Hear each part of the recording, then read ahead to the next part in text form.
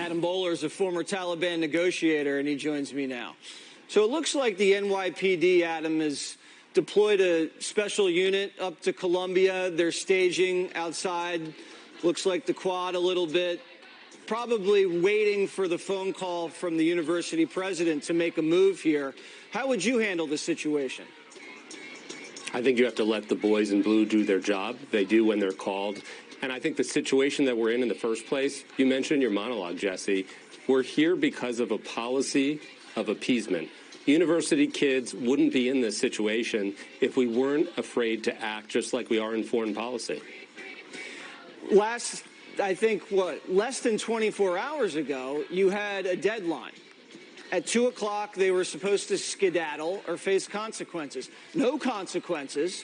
So they bum rushed the building and now are holding it hostage. We've all raised children. And university kids are doing what university kids. They do stupid things. Our job as university officials, our job as adults is to be the adults in the room and set boundaries. When you don't do that, the kids take things over.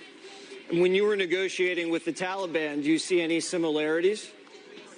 100%. You called it a caliphate in Colombia.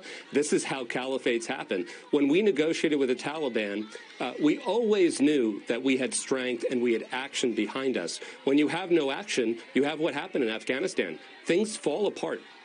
Things get taken over like this. You've got to back things up with words. When it's with action, when it's all words and all appeasement, this is what you get. When it's all words and it's all appeasement, you end up with an empowered Hamas. And this is what's happening right now in Colombia. Now, it looks like probably several dozen NYPD officers in tactical gear, helmets, riot masks. Look like they may be even entering the official campus right now.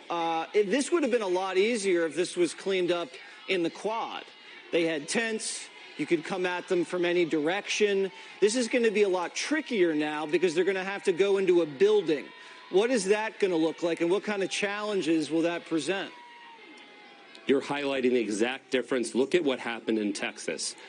They avoided this situation. It can get messy now, and now they have no choice to call an NYPD in a situation where they're under-leveraged, where it's lose-lose because you're going to see people against American students. They should have stepped forward in the first place, just like they did in Florida, just like they did in Texas. You've got to avoid it before it gets to this point. And again, making the analogy to foreign policy, you've got to avoid a situation in Russia before Putin attacks. You've got to act with action, and that's how they could have avoided the situation, because it might get dicey right now. Oh, it's going to get more than dicey. There's going to be thousands of cameras, iPhones, all pointed at every interaction that you're going to see, and it's going to be exploited. If you have men in blue go in and the door is barricaded, you're not going through the window, there's probably two doors, and you have professional criminal agitators, as you heard the NYPD person say. These are people known to law enforcement. They've studied and trained in how to conduct de-arrest tactics. How gnarly could it get?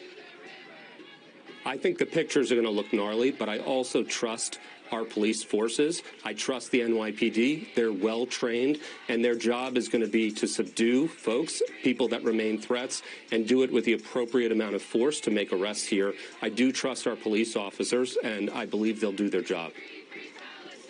We're now hearing from CBS a report that the Biden White House wants to bring in thousands of refugees from Gaza.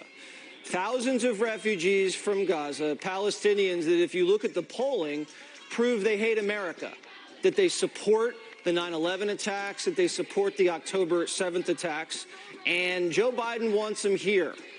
What is that going to look like? The president should spend more of his effort getting our hostages home and ending this situation in the first place. There are Americans there, and now we're going to import people. There's a reason why Egypt, which is right next to an Arab country, does not accept Palestinian refugees right now. We need to end this situation, and the way you end the situation is you end the hostage standoff, and you do that through strength. It's not talking about hosting refugees. It's ending this through strength, and that's what the administration should be doing, and that's what our administration would do. All right, Adam Boehler, thank you so much.